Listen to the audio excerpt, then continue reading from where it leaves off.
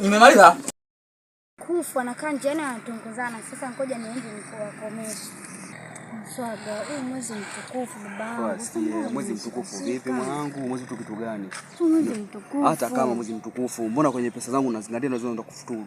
Kama mwezi mtukufu mbona chua hela zangu? Pesa nakushikana wapi na wapi? Wapi na wapi kivipi bwana wewe? Unapochukua hela.